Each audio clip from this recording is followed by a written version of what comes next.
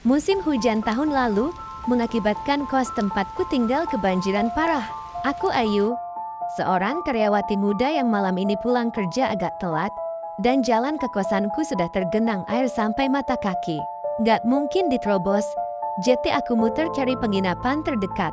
Masalahnya, hampir semua hotel penuh. Sampai akhirnya aku nemu satu tempat bernama Penginapan Surya. Letaknya di gang sempit di belakang pasar lama. Bangunannya kelihatan tua, tapi masih cukup bersih.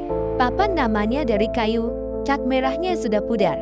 Aku masuk dan tanya ke resepsionis. Ada kamar kosong, Bu. Yang jaga wanita tua. Rambutnya putih, disanggul rapi, pakai batik warna gelap. Wajahnya datar, susah ditebak. Mungkin ada.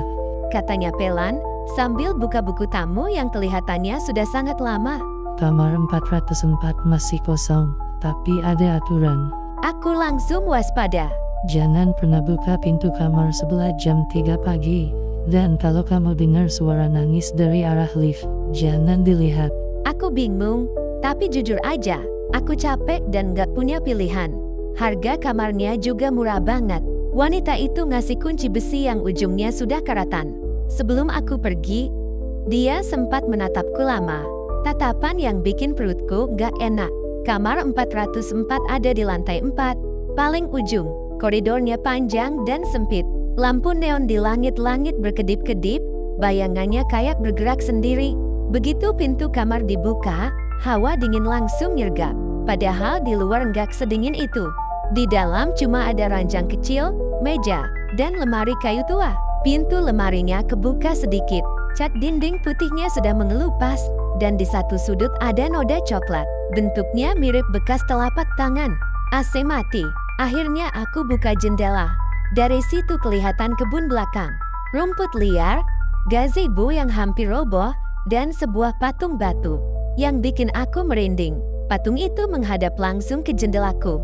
Malam itu aku susah tidur. Dari kamar sebelah terdengar suara tetesan air, terus-menerus. Lama-lama berubah, kayak suara orang menggigit sesuatu dengan keras. Jam menunjukkan 02,3. Aku tutup telinga pakai bantal, tapi suaranya malah makin jelas. Tepat jam 3, aku terbangun. Dari ujung koridor, terdengar suara nangis pelan. Dari arah lift, aku langsung ingat peringatan wanita tua itu. Aku nggak berniat keluar, tapi entah kenapa, kakiku malah melangkah mendekati pintu. Aku tempelin telinga ke pintu, tangisan makin keras. Ada suara langkah kaki, pelan, diseret. Langkah itu berhenti tepat di depan kamar sebelah. Kamar ke-403. Tolong, lepasin aku. Suara perempuan. Sedih banget, tanpa sadar. Tanganku sudah digagang pintu. Dan tepat saat itu, ada napas dingin menyentuh leherku. Aku refleks nengok, nggak ada siapa-siapa. Tiba-tiba pintu kamar 403 terbuka keras. Di dalamnya cuma gelap. Gelap yang rasanya kayak mau narik aku masuk. Aku mundur dan balik ke ranjang. Narik selimut, gak berani ngapa-ngapain sampai pagi. Pagi harinya aku mau tanya ke resepsionis, tapi meja kosong. Cuma ada secari kertas. Jangan cari tahu kamar ke-403. Kalau mau selamat, check out sebelum malam. Aku panik, langsung beresin barang. Tapi kunci kamarku hilang. Aku cari kemana-mana, sampai akhirnya buka lemari kayu tua itu. Beberapa foto lama jatuh ke lantai. Isinya foto keluarga di kebun penginapan.